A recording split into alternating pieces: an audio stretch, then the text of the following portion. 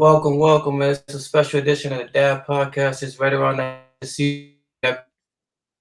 Special, special piece right here. Like I always say with the podcast, when I started to talk about positive role models, I introduced my son to and show him what better way to show him the two young men I had the honor and privilege to coach. I mean, if you caught that story on Channel 10, it was a story that is unbelievable. But the more unbelievable part about it is I've been coaching these guys for 2 years and never knew anything about it. And that's just the selfless kind of guys that they are. They just do great things and don't need recognition. They just keep on doing it. And I mean, I could tell you their story, but they could tell it far better. So first, I want to welcome my guy Jack, my guy Big Hines. Man, welcome, guys. How you guys doing? Doing good. How are you, Coach? Yeah. Not too bad, not too bad. So first and foremost, man, is the Jackrabbit Project, man. People who don't know, it's a great project, a great idea. What is that exactly? It's a nonprofit that I started with my mother when I was about 4 years old, and we just kind of help kids out during Easter who maybe don't get a lot. Some of the kids in the homes like Crossroads, Ronald McDonald Center, Lucy's Hearth, and we put together Easter pails. Since it's Rhode Island, if they ever go to the beach, they can use the pails, and we put them together. And this year we did 1,000 for all around Rhode Island. Yeah. And so, Hines, how did you get a part of that? Yeah, I started with Jack. I think I've known Jack my whole life, and we've gone to the same church for a long time. And I've gone to middle school. Oh, I didn't go to middle school. I went to elementary school with him. And we incorporated it with the church in our Sunday school classes. And I think ever since probably preschool, at least one day in March, we all came together and in the basement of our church, and we packed all the pails together. But I've helped Jack with the planning and everything. I mean, Jack's the main part of it. He does a great job, but everyone just comes together and helps, and it's a great thing. Yeah, and Ryan and James have always been there, I think, since the second year that it started. And they've probably been like the two, I don't want to discredit anybody, but they've been two of the more helpful people along the process. And it's crazy because like coaching you two guys, it's like Hines, you're the offensive lineman that never gets credit. You just fill the holes and find a way, and then when someone scores, need from you, whether it be special teams, scout D, scout O, you're always there. You could fill whatever position we need you to do. But outside of football, where does that spirit of always giving come from? Well, I know some kids don't have it as lucky as me and Ryan do, so we just want to try to help them as much as we can with whatever we have. Yeah, it feels really good to help people out, especially during this time of the year where, I mean, Easter isn't really a large holiday, but I mean, this time of the year, they may not be getting all the recognition and help that they may need. So Jack figured, and we all it's just a really good thing to help these kids. Yeah, definitely. I know your parents are incredibly proud. Like, when you first brought that to your parents, what was their reaction? It was kind of weird. So me and my mom were in a Benny's, and I asked her when I was 4 years old, can we help the Easter Bunny out this year? Because I know he has a lot to do this tomorrow. And she said sure, and we ended up doing 8 pails that year. And we thought maybe it was just like a one-time thing, or it was going to stay extremely small. We never thought it was going to be this big. So I think it's great for both of us how big it's turned out, and for everybody around Rhode Island. And hopefully now that we can expand to Mass, Connecticut, and maybe even further. Yeah, and if we incorporated to help with the football team, maybe we can make this a huge operation. Yeah. And that's one thing. Like everyone's saying, how COVID was bad, and it definitely was. But the fact that football was in the spring, we actually got to be around you guys during the springtime when you were doing it. So that was a plus with it. Yeah, I think it was especially important this year to get the kids that have been probably impacted the most by this, to give them something to be happy about. And it's cool too, because like right now a lot of kids are sitting around and they're just playing video games, or they're just locked in, and just to get out and see joy that you guys will bring them. How does that feel? How does that feel knowing you guys impact so many young kids? I mean, I can't think of anything besides feeling great from it. Yeah, when we go deliver them, we don't really see their faces, but So It's we just get really, a ton of pictures. We get a ton of yeah, pictures. We get thank you cards, and that's probably the best feeling when you know yes. you've done something good and they've acknowledged it and they say thank you. You're probably it's the highest high in the world. Yeah, just knowing that you're helping someone and making their day better, especially this time of year, getting them ready with the Easter pails for summer, knowing that you can just make their time, they make their life in general just better is a really good feeling. Yeah, definitely, especially at you guys, such a young age, and a lot of times kids they need role models to be inspired by, and what better way to have high school kids that they can reach out and see every day. These guys are definitely inspiring. Now, was it weird to see you guys on the news? Yeah. Yeah, I think is a lot of our friends watched it, and I was pretty surprised. I didn't know it was going to be as big of a story as it was.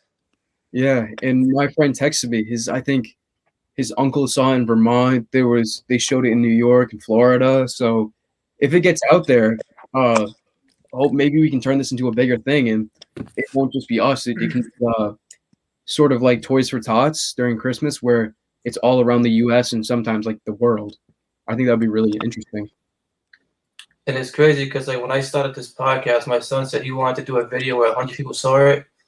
And the way social media worked is I posted a video and Charles Woodson reposted it, and it had Wow. over 9,000 views. Wow. And my son has no idea who Charles Woodson is, so I'll definitely be tagging him in this. And you know, shout out Lindsay Leduc because she was just on recently from the Studio 10. But so, question: if you could have any famous celebrity see this, who would you want to see it? Oh God. I really don't. Maybe Will Ferrell or something. Mark Wahlberg, someone comedy. That'd be fun. I think anyone with a large following, especially if they maybe if they play football or something, so they can kind of Yeah, incorporate it. I think it's someone in the cool if NFL. yeah, That'd be cool. any way we can get recognition is going to be great. Definitely, and the part that I love about that is like you guys really don't even need the recognition. It's more or less you want the idea of getting out there. So I know it's not the recognition for you because that's the kind of spirit you guys have. But Yeah, also like when you guys going out there,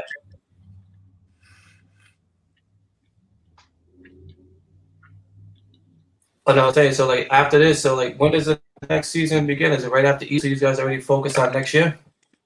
Yeah. So what we do is sometimes we'll have a little bit of overflow from the last year, and we write it all down on a spreadsheet, see how many we're going to do, see how many more people reach out to us.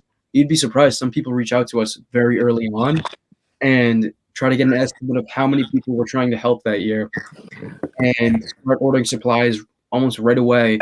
And then I'd say it really starts up again January, February time. That's when we start getting the deliveries to our house and start making the pails. Now, you guys have like a social media page, or do you guys have a following right now, or is it just word of mouth right now? So right now we do have a Facebook and Instagram, and I just started making a website. It should be done soon, but there's still a little work to be done. Nice. We just lost Hines there. About to ask him a question, but so I know, like, I mean, going forward, your school always comes first.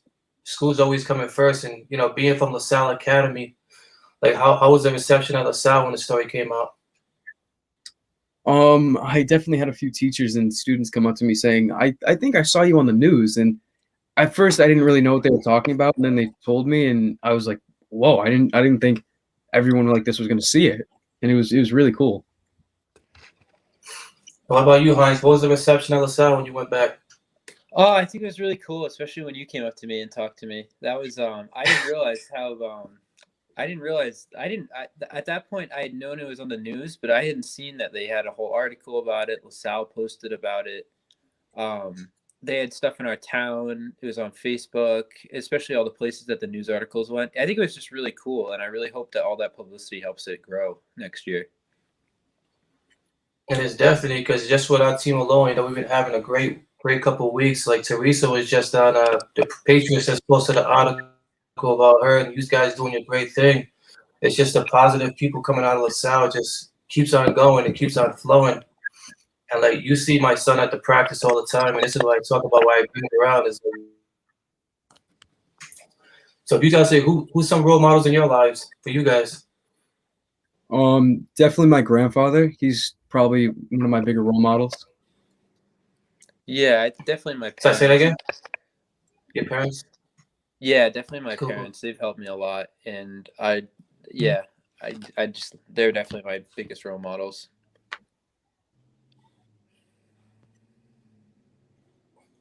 And so the name Jack Rabbit, man, that just popped out and that stuck. Is that gonna be a lifetime name, Jack? I guess it is. I can see that.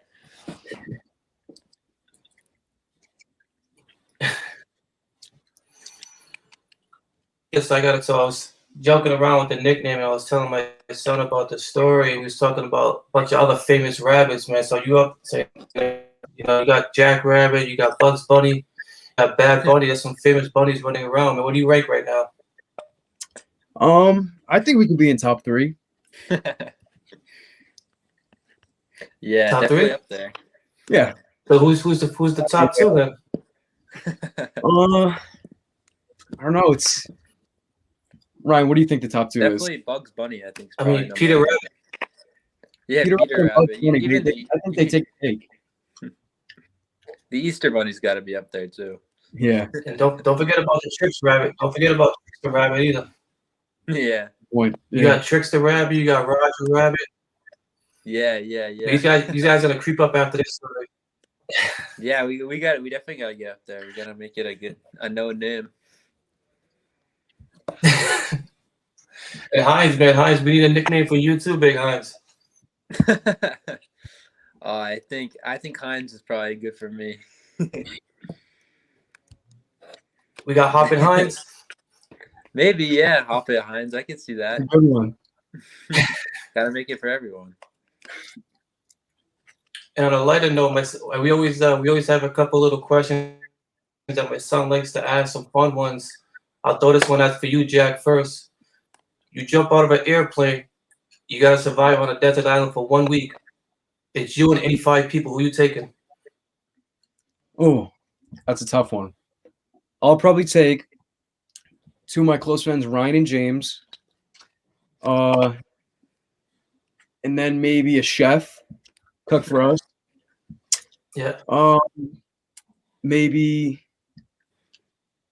Tyreek Hill, show us some new routes, and Khalil Mack. You know I'm a Raider fan, so I don't like that pick there, but all right, we'll let it slide. What about you, Heinz? Who you taking? So I get 5 people? Is that what you said? 5 people, yeah. Yeah, I'd probably take 2 of my James and Jack, and then probably if I had to survive, probably 2 people, I don't know, from the military or something, so they could help me escape. Sounds good. And Heinz, you get this one first. You finish with that trip, you get to have any meal you want. What are you having?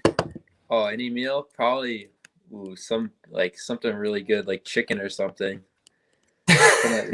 Yeah. That's Basic. It's definitely my favorite food. Some Chick-fil-A, probably, yeah. And it's great. I still haven't had Chick-fil-A. I still have to get over there. Oh, there's one over in Warwick, and I think there's one in like Tiverton now or something. Yeah. So what about you, Jack? What's your go-to?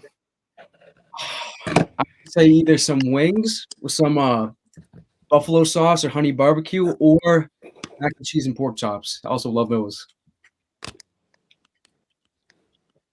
Yeah, I know I'm trying to keep up with you young guys with this music. I can't do it, but what are you guys listening to right now for music? I listen to kind of everything. I listen to like pop, R&B, hip hop, some country. Just get everything in the mix. Jack's the big music guy. He's got the headband going, so yeah, he's ready. He's ready to drum out. Looks like. Yeah. And anything you guys watching right now? Since you guys being home, anything special on TV or Netflix or anything? Trying to think. I was watching The Flash. They just came out with a new season. It's pretty interesting. Yeah, my son's already watched Kong and was it Kong Godzilla? He's already watched it twice. I want to see that. I really want to see that soon. I know didn't it come out like a week ago or something? Came out yesterday. Oh, yesterday? Oh, really? Yeah, I really want to see that. and then finally, I'm go with you first, Heinz. There's hopefully a lot of people watch this and a lot of young kids see this and they get inspired because your story is truly inspiring. You're inspiring. Both are. What's something that for that young kid right now who's looking for inspiration? What do you tell that young kid right now? I just say to work hard if you want to achieve like your dreams. Like if you want something, you got to work for it and you got to grind for it. Especially if it's like sports or anything, like grades and everything. You want to keep both of those things good, and you want to just work really hard for Because what are you always first? them. Student athletes. There you go. And what about you, Jack? What's that advice you're giving that young kid? I mean, I have to say, if you really like something, you really love something, you have a passion for it, don't care what people think about it. Just pursue it. Like Brian said, grind it, work your butt off, and don't stop until you're number one. You guys are definitely number one in my heart right now. But you guys are inspiration to all the young kids, especially my son. And I appreciate you guys coming on. I love the fact you guys are hitting the books first. You know, you're making LaSalle proud. You're making all of us proud. Keep up the hard work and let's get that story out there. Team Jackrabbit, Hoppin' Heinz. Appreciate you guys coming on. Thank you. Thanks for having us. Thank you. Definitely.